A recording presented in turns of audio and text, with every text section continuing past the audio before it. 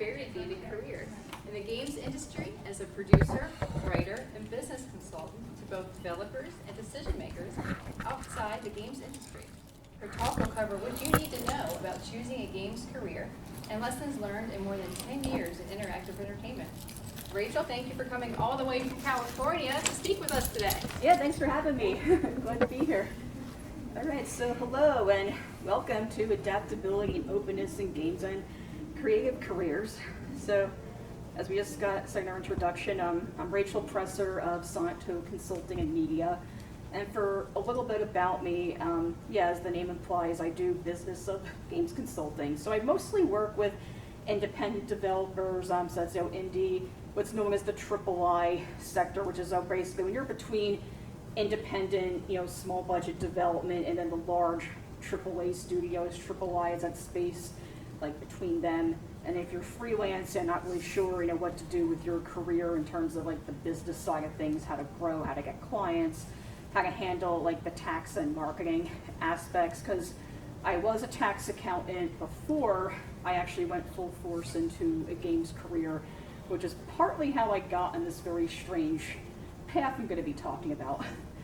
And so if you want to consult with me, you can do that directly on my website at sonictoad.com, as well as clarity.fm/sonictoad if you want to pay by the minute. It's another option. And so if you want to learn more, just visit my website. Feel free to ask me some questions. So it all begins with an idea. You got this great idea for a game or some other project. Maybe you're thinking about like writing a book, a visual novel. Maybe you want to do tabletop instead of strictly doing video games. But either way, you've got this really great idea.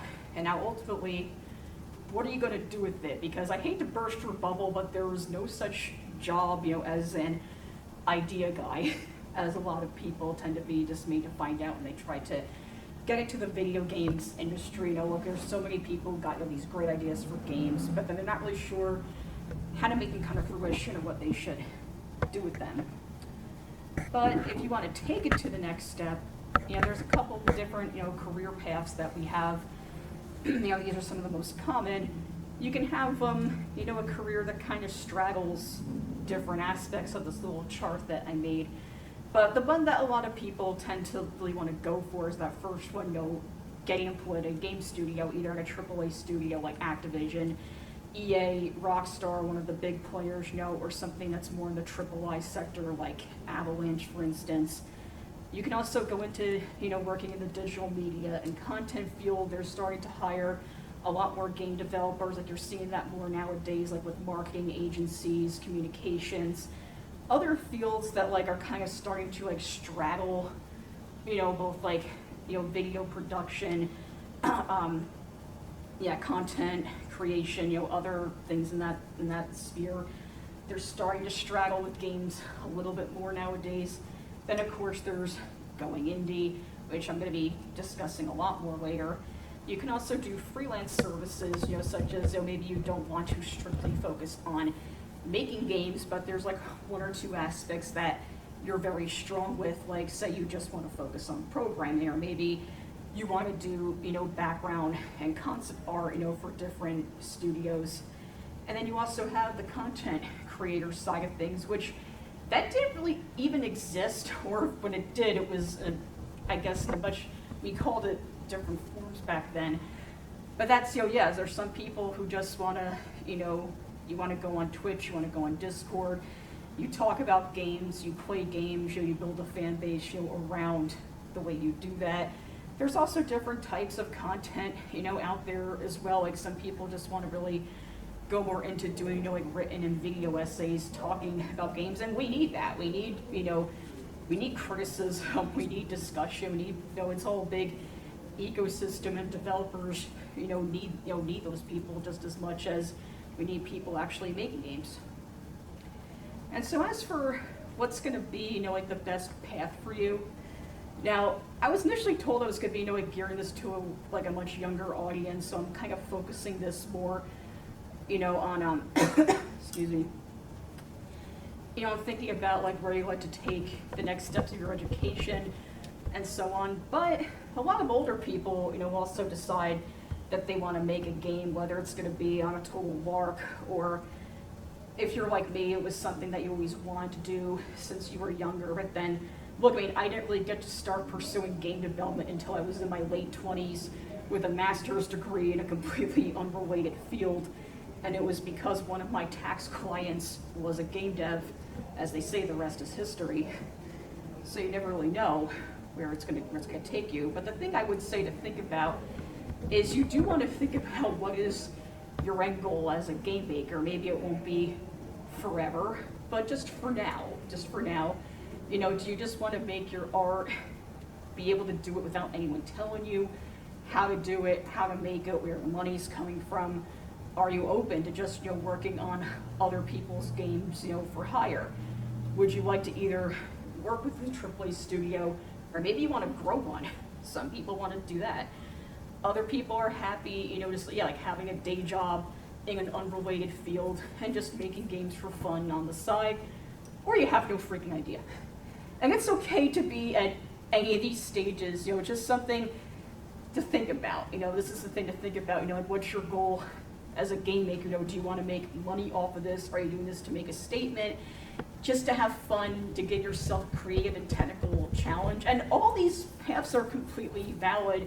You don't have to dive into this thinking you're going to make the next Stardew Valley or what have you. If you want to, have at it, but it doesn't necessarily have to be your total end goal as a game maker.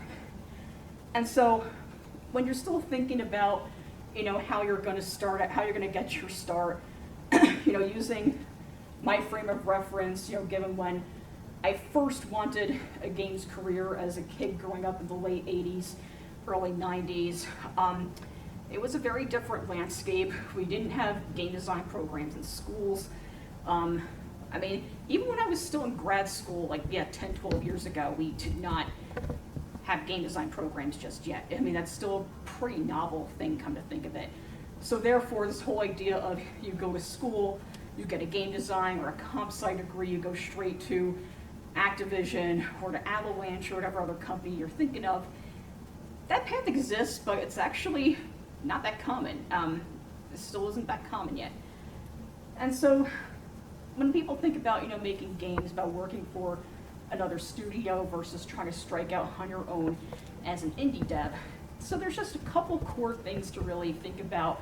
Namely that, well, you will get the stable pay and that prestige, of working for an established, game company. One drawback is that you are going to have a lot of fierce competition to get in. Pretty damn fierce. Of course, indie games have their own set, of fierce competition with how broken distribution is now, but we're going to talk about that more later when I start telling the stories of the trenches about the early days of Steam versus how it is today, and how distribution as a whole has completely changed. But in terms of what you do on the day-to-day job, the pay and all that aside, is that when you work for a studio, you tend to focus more on 1 to 2, maybe 3, distinct roles, duties, or skills. And some people prefer that. Some people just really want to dive deep into level design, or you're really good at 3D rigging, or hey, I love doing concept art, I love doing character art, that's just what I want to focus on. And for some people, that works for them as a career. They either want to stick with it, or they would like to just use that to maybe then go off onto a different path, considering becoming a producer or becoming a creative director or art director. So it's never wasted experience, but ultimately you're still also working on someone else's projects. Although you will have, in most cases, particularly at larger studios, maybe a bit less so at smaller ones, you'll still have professional project management. You'll have a producer, telling you what to do when they need it by.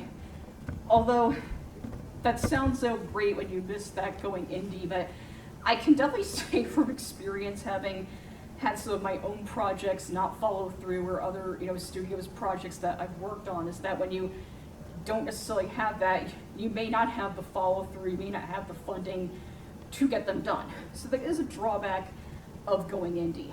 And the other big issue is that you really have to have an entrepreneurial spirit in order to like really successfully stick it out with independent development and be able to develop multiple skills. You're constantly doing different things and what is essentially running your own business and having, that like adeptness with both the business and the creative sides. Some people tend to be, better with one rather than the other. So I broke this whole presentation down into a few specific lessons from over 10 years in this industry, as my experience as CFO and executive producer at Himalaya Studios, and working on a couple different visual novel and adventure game projects on my own, a few that were under NDA, some that never got released. There's definitely a lot to take away from this experience. And so because I wound up really going heavily into the business side of things, one big lesson I really want to impart is that there's always a story behind data and numbers, especially as far as the games industry is concerned. Because games is a very big business. So you've probably seen it, in the news, or like just pull out your phone, look up how much does the games industry make. It's like it's some insanely huge number. It's like, oh, it's bigger than music, movies, professional sports, combined. And so people hear that and then they form their own conclusions like, oh, game developers must be making so much money, or, oh, you just put a game out on Steam and you can like buy a $2 million house, LOL sub. Well, here's the real kicker. Yeah, it's a big business. It is a big business, but it's an extremely tiny industry. That's a distinction that I think a lot of people don't really know how to make.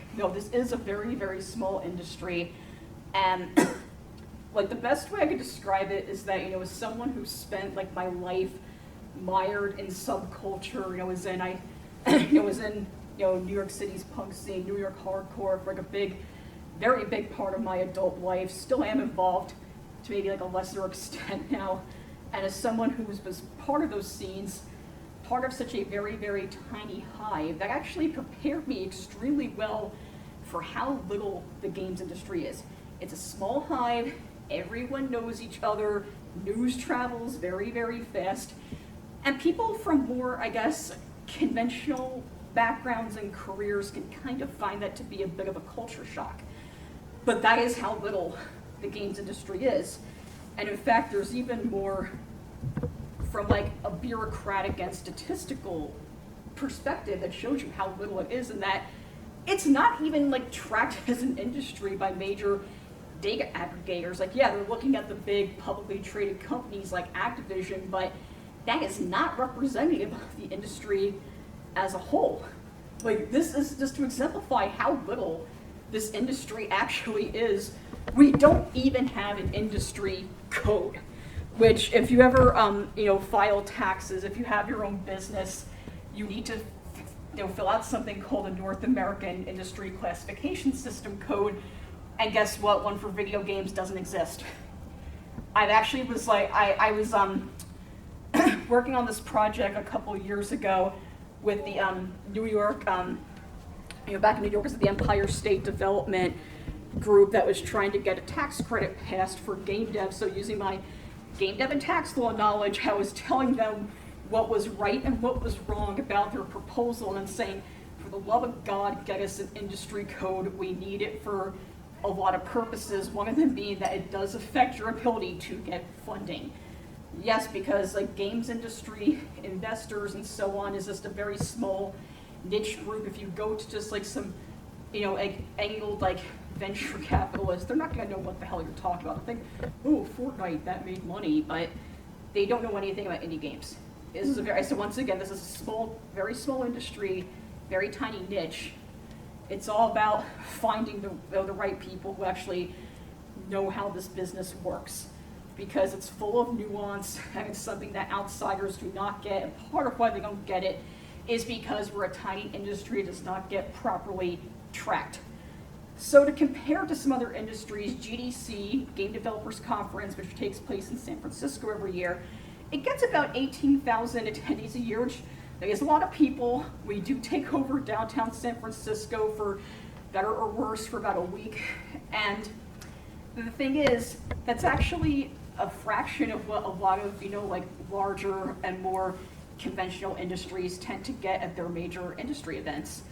If you're trying to get, like bank fund, you're trying to get credit, they don't know the games industry, they don't have procedures for it, they have no idea what they're talking about. I know, Twitter is our LinkedIn. You gotta get on Twitter if you want to make connections in this industry. And yes, Twitter can be a toxic hellhole that rots your brain, but there's a lot of wonderful people and things there too. I've grown a lot of my audience there over the years. It's a bit of a double-edged sword, but it is kind of a necessity if you want to have a games career. So, in the whole vein of like worrying to also read behind the numbers or the way that data gets presented, I have this pie chart from one of the business classes that I teach that's centered around the games industry. And so this is from the Small Business Administration, the SBA, which is a government agency that is basically dedicated to statistical tracking, funding, and resources for companies around the U.S., regardless of industry, that employ 500 or fewer people. So this does encompass a lot of games employers, and what's also called a non-employer, which is most indie developers. And so as you can see here, what's called a survival rate and a failure rate, it tends to get like a lower and lower likelihood that it survives over the years. So it's like that attrition point specifically happens about 5 years in, where that business is either going to shut down or keep going.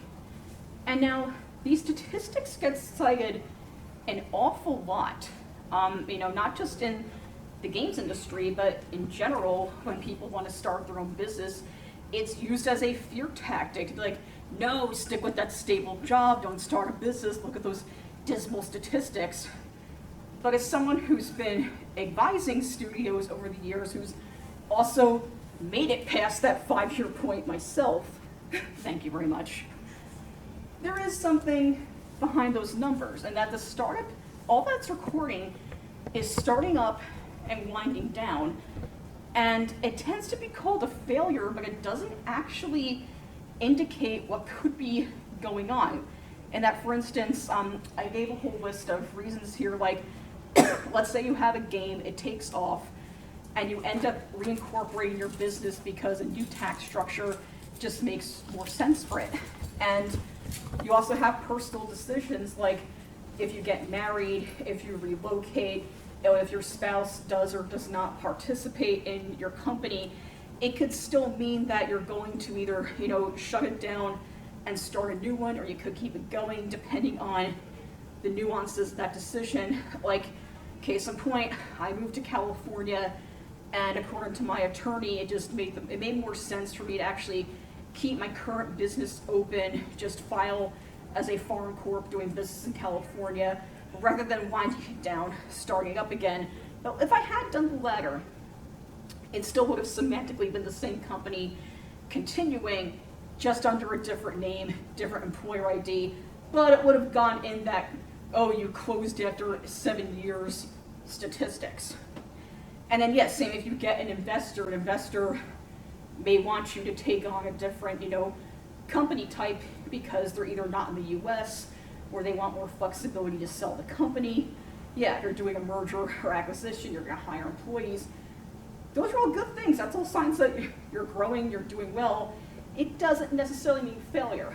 So always pay attention to those statistics and think about how they can get manipulated, because you may not want that driving your decisions after all. So what I'm saying is, always look behind the numbers, always look behind the way that they're presented, because if you just rely on that first impression, it may not give you the best decision, whether it's going to be one you're making as a potential employee or as a business owner.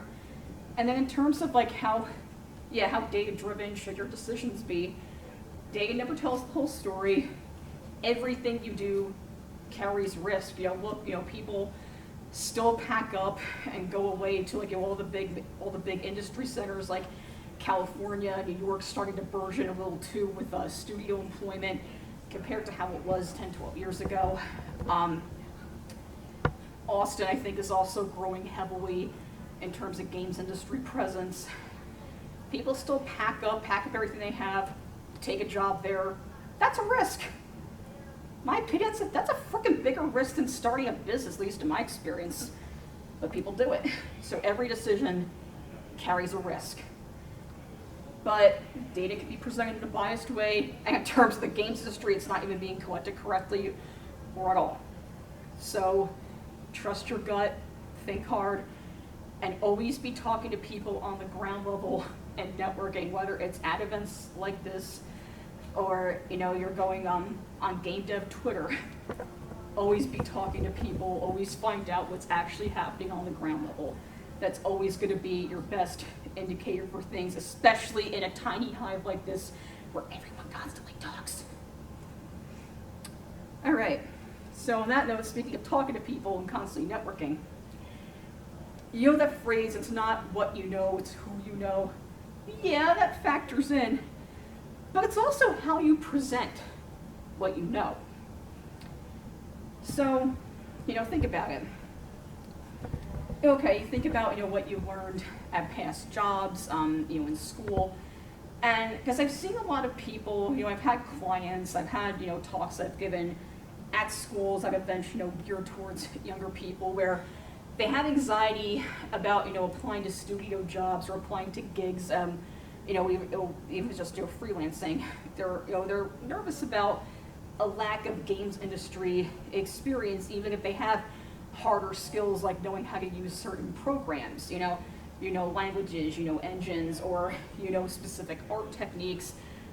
If you're going in as a writer, were you trained for film or other mediums versus trained for games? It doesn't mean you can't pivot that into games, but the expectations are definitely different. And believe me, there's entire talks, entire classes about writing for games versus writing for film, other mediums. The point is, it's still a hard technical skill that's valuable and good to have. And then you have, your soft skills, your more day-to-day stuff like problem solving. How do you actually communicate with people? How can you put out fires? That's a very big one to have. How do you deal with change? How do you become adaptable? And so it's not just about having these skills, these experience. You're freaking out because it's not necessarily in the games industry, but it's all about presenting that to, what's going to be appealing to this employer, to this person hiring, a short-term programmer or artist, or even if you're just, starting your own business the way that I did, what's going to make that appealing to the people whose money you want. So you don't just say you have 2 years experience, in Unity. What are you a rock star at in Unity or the other engine in question? What kind of problems are you just amazing at solving? It's all about positioning yourself as a problem solver. There's an HR and business influencer, Liz Ryan. She has this amazing template called the pain letter, which I would highly recommend taking a look at. It's great if you're applying for a job, if you're freelancing, anything of that sort. I find it's really helpful, even as someone who's just got my own business has to get clients. Her pain letter template focuses on what's the pain that this employer or this other entity is likely to have, and how are you good at alleviating that pain. And that is going to get so much more response than your plain old cover letter. It says, oh, I was a background artist, or I was a rigger. Yeah, I have 2 years experience in Unity. Yeah, it's all about knowing how to reframe these specific facts about your skills and experience. Yeah, I made a few games in game jams, or I studied animation in school, but how are you going to reframe that, though, to make it sound like you're excited, you're passionate about these things, and what did they teach you aside from the technical aspects? Game jams taught me teamwork. They taught me how you just make a game, get it done with a constrained amount of time and low or no resources. And that last one, I had a student I was mentoring back at East Coast Game Dev Con in Raleigh, which is a really cool event every year. I was mentoring a student there, and yeah, he expressed the same worries about how, yeah, he was just making games on the side in Unity, but he was working in retail management and worried that his experience wasn't good enough to get into a studio. But he was able to change that. He got a great studio job that later paid like twice what his retail job paid, because I taught him how to reframe this. I'm like, hey bro, all labor has value, it's important. Don't ever let anyone tell you that the job you worked is not good enough or doesn't matter. No, what did you do every day at that job? You were putting up with like angry customers all the time. You can put out fires. That's an amazing skill to have. You were organizing teams, multitasking. That's an important skill to have. So it's all about knowing how to frame those skills, those experience, into what studios are looking for. Because believe me, you ever deal with angry gamers? Oh yeah, you want that retail experience. Don't ever undervalue it. And regardless, well, your education, your past jobs, things that happen in your life, it's not going to set your life in stone. Everything you do is a learning experience. I mean, look, like, I got the stupid accounting degrees because, like many millennials who were, coming of age after 9/11, and then the recession hit, and God, we just got so screwed with everything, didn't we? Oh, recession hit, then we're in our supposed prime, and pandemic happens. Oh no, there's another pandemic coming, Jesus. Yeah.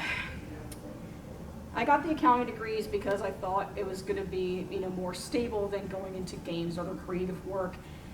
And then it wound up kind of doing the opposite.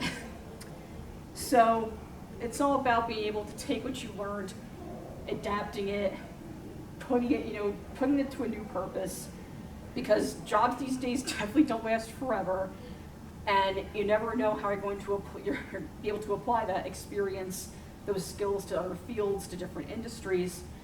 And your vision for your career could also end up changing. Like I said, I met a lot of people who wanted to go indie, but then they just saw how much it really takes in terms of time, money, skills. They decided it wasn't for them. And then people do the opposite too with studio jobs. They decided they hate the environment and want to get out. They want to either go indie, go into content creation, who knows what else. So in order to, you really got to be adaptable, not just in this field, but in general. But it's especially so in games because things just constantly change with this business. Which leads me to the next major lesson, that because of how much things tend to change, it's that learning how to compromise some of your vision or change it appropriately is, I think, one of the biggest takeaways I've gotten in my career. And that, yeah, there's the jobs that are available versus the jobs you are hoping for. A lot of people tend to find that like the pay is just not that great compared to, say, general tech, marketing, other fields, or that they are willing to take that kind of salary on. Skills gaps is a very big thing. The competition, you will be fiercely competing with tons of other people for the same jobs. They all want the prestige of working for the studio. They think it's just way cooler than selling their souls working for Google. That is literally what I've heard people say. You also just might simply be at the wrong place at the wrong time in terms of like the time of year that that studios are recruiting versus when you're looking for a job. And then the technological shifts is just a really big one because when I was first looking into games careers way back before we had all these resources, all these talks about it, when it was still a very much unexplored yonder. There were artists, producers, creative directors coming in from other industries like film, animation, and general tech. They were pioneering these new methods, these pipelines for game making, for stuff that seems like so simple and primitive by today's standards. Like I was thinking about that, reading the history of Sierra, the big giant behind adventure games, as I grew up with all those games. Big influence on me. And it was just amazing how they brought in like the best talent from all these other industries, because it was just a new field then, and that was just how they did it. Nowadays, you can actually study game design in school. There's more like well-formed and established like tracks for producers, creative directors, other roles. And yeah, and so while that makes more opportunities for jobs, it also does make them, I guess, more competitive. And some people may find that they just don't really have the right experience, no matter how they reframe it. Then there's also, if you're going indie, there's the budget you want versus the budget that you have. This is just the eternal struggle for most of us. And that, yeah, like a lot of people often have to like change the entire game engine they're using just based on their or their team's capabilities, how much time and money you have. Did the engine just change their best practices again and now all your code is useless? Yeah, that happened to me. So that ends up, sometimes that means just you change your vision, you change your whole trajectory for that project, so you don't completely have to, scrap it. And it often means, making the narrative or the gameplay less complicated. If you're having trouble fleshing out, it's just taking too long, or like you're not getting good feedback on the game. It also means that, yeah, you're gonna have to rework this, maybe just change your vision for it completely. And yeah, avoiding scope creep, that's a big one that indies are constantly dealing with, and that, we have a vision to make this like big epic game. I gotta say it once again, Stardew Valley was an aberration, not the norm. Most people do not get to make a game that huge and keep building on it. Usually we gotta go a lot smaller, especially if you don't want to lose control by getting a publisher or investor involved. And then on that note too, a lot of people also will get publishers involved when they may not necessarily have wanted to. There's like entire talks, entire courses like dedicated to this whole idea of working with a publisher. One resource I would recommend if you would like to go this route, Jay Powell, the Indie Games Business show that he does, his whole wheelhouse is publisher agreements. Like that's just his big thing. Little shameless plug as well, I'm also speaking at his event next month. It's all virtual. You can check it out.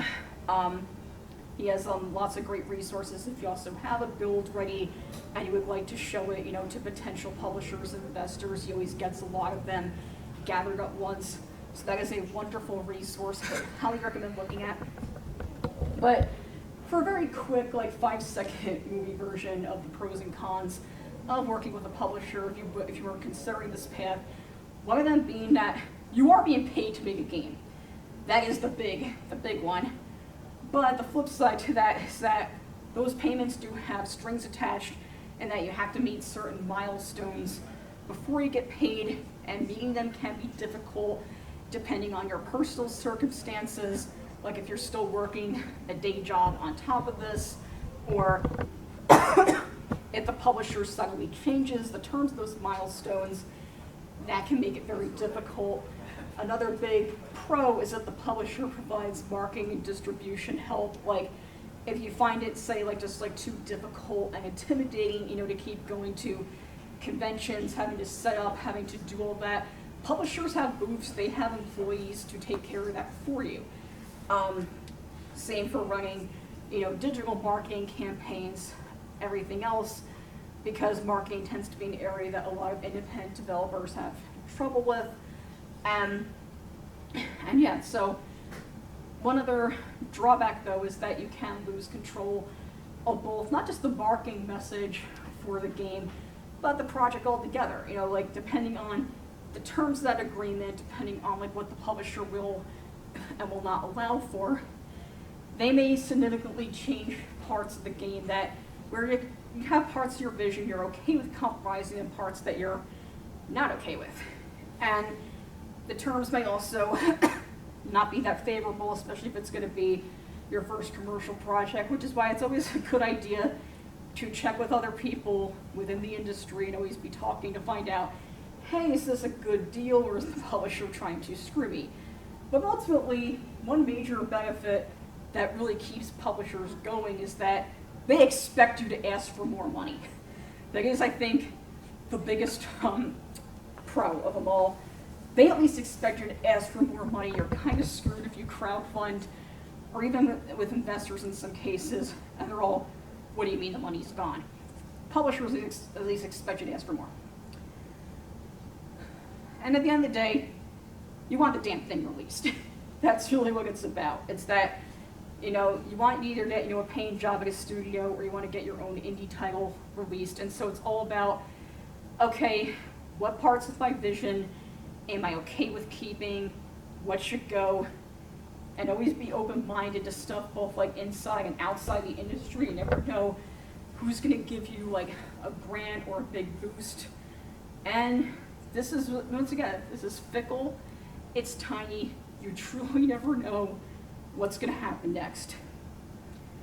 And so, with that said, the last major lesson that I have from all my experience in this crazy little industry is that you always want to prioritize your audience over algorithms or trends, because the audience is more permanent. Those trends and those algorithms are not. Because you may have heard games being called a hit-driven business, and yeah, it is in a sense, mostly for the AAA side of things, indie to maybe a lesser extent, but the same industry, but they operate on completely different wavelengths. And it's because you really have no idea what is going to be the next big thing. You really just don't know. I use these two examples specifically because Untitled Goose Game was just some guy just made it for fun. He put it out there. It became a massive sensation. He did not set out, to make it for all these different platforms, have all these different add-ons for it, and that it was going to be this massive phenomenon. Never predicted it in a million years. Same with Wordle. A guy made that for his girlfriend because she liked word games, and then suddenly it becomes this massive sensation. New York Times buys it for $1 billion. You don't know. You can study marketing algorithms, oh, this is going to be the next big thing, and then it's not. Stuff like this, they made it for fun, they put it out there, it became huge. And so that brings me to another little piece of history versus where we are today. When I was in my late teens, early 20s, at the turn of the millennium, making Flash games on Newgrounds was a very big thing to do. And I say big as in, if you were in nerd culture, and it was still considered, outside the mainstream at the time. But Newgrounds was actually, strangely enough, the place where things that, had a strange subcultural kind of element eventually became mainstream. It was before we had YouTube, before we had, all these other notions of content going viral. I remember when the Numa dance started on Newgrounds, then it became huge. Zhao and Showdown started as a little series of Flash cartoons on Newgrounds that became an actual show on Cartoon Network. A lot of game devs also got their start on Newgrounds. They built up fan bases there, but then the site's still around today, but it doesn't have the same powerhouse position that it held at the turn of the millennium. And the reason why I bring this up is because we have a more attention-based economy now. Because when Newgrounds was around back in 2004, and we still had a little holdover from the 90s called shareware, people were just so excited to have indie games that they were like, wow, I gotta go get this. Nowadays, you have to focus more on keeping people's attention. There's hundreds of thousands of indie games out there now.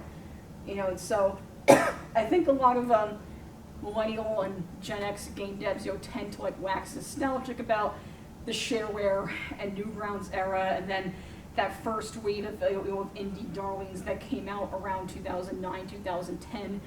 But there's some more interesting lessons that come from this, though. I mean, we wax nostalgic about it because it was before you had to constantly be on social media, have a Discord, have a Steam wish list, have all this stuff simultaneously happening. So here's a big takeaway I got from doing this for over 10 years. It's that social media platforms, and even if the platform, like Newgrounds, is still around, it can lose power. So always be collecting emails, because that email is forever. And someone voluntarily giving you their email is far more indicative of them potentially giving you their money than hitting that like button on Twitter. That is definitely, I think, one of the biggest takeaways I've gotten in managing managing the business of two different companies here. Always be collecting emails, because you never know when an algorithm is going to screw you or black you out, or your Twitter account gets suspended because you yelled at Ted Cruz. Yeah, I lost it for a week. Worth it! It was worth it. Always be collecting emails. The attention economy is fickle. So yeah, that brings me to game distribution also being kind of broken. Is that we didn't have that nice little collection going on Steam, where and that's Steam. Sorry, like on Newgrounds, where you had all your fans in one place, everyone just watch with bated breath for your next upload. The whole idea of a game library was a pretty revolutionary concept back then, because nowadays, no one thinks twice about you download Steam on your devices, all your games there, all your save files are there at one time.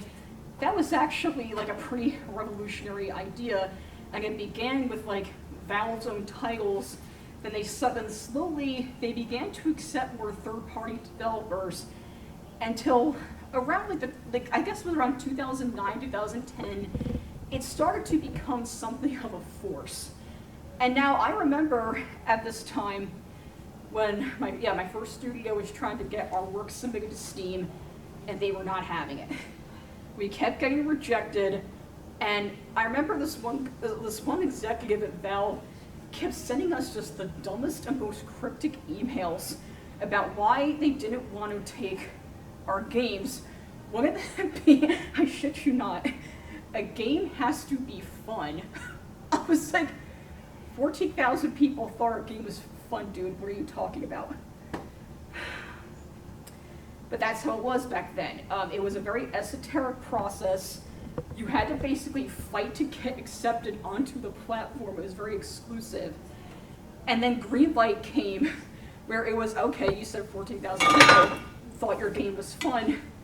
Now go prove it. Go get those upvotes. And then one day they just got rid of Greenlight, and they're like, okay, free for all, throw your game on there, we don't give a crap. And there's basically no moderation, no nothing.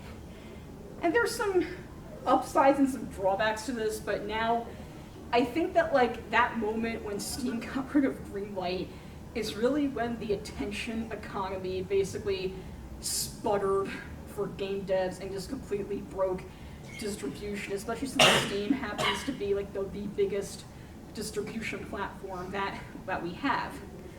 And as for how this bodes from both the present and future, of indie games, I don't know. I think they could still yet to start seeing some competition. They're beginning to now, especially now that Epic is providing more funding to indie devs. I think that they're really starting to give us more opportunities than any larger company ever has. In terms of other trends, we're going to start seeing now to combat this lopsided and broken distribution. We're also going to start seeing more collaborations with more smaller content creators and influencers. A lot of indie devs try to get with the big ones, but the big fish don't want to give them time of day. They'd rather collect that AAA money, and can't blame them.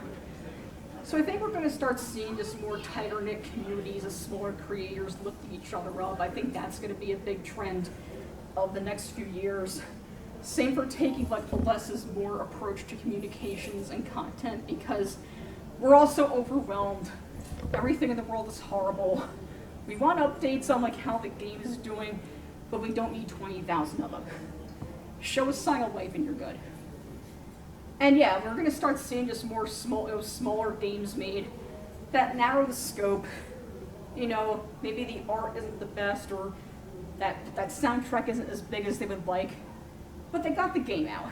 They have a better quality of life as a result. You get a cool coffee break size thing to play instead of like a 60-hour commitment, and we're all happy. I think we're gonna start seeing that more, you know, in the coming years. But most of all, Steam just might be starting to see some competition, you know, but we're still gonna have this reliance on these distributors, because yeah, it's not like back in the shareware days where you had to set up your own infrastructure to sell video games. And you know, everyone wants their save files all in one place. They want version control all in one place. We're gonna see, yeah, more, you know, same reliance on the distributors, but I think this area just might be getting a little bit better. But at the end of the day, though, you just gotta create your game, put it out there, ignore the buzz about the algorithms and the horrible things. Just make your thing and get it out there. You won't know if it's gonna be forgotten or if it won't be. It won't be like, you know, what is it, Among Us that won't get discovered till like 5-6 years after it came out. Or it could be an overnight sensation like Wordle. You never know. Make your thing, put it out there. And thank you for coming to this small but dedicated audience.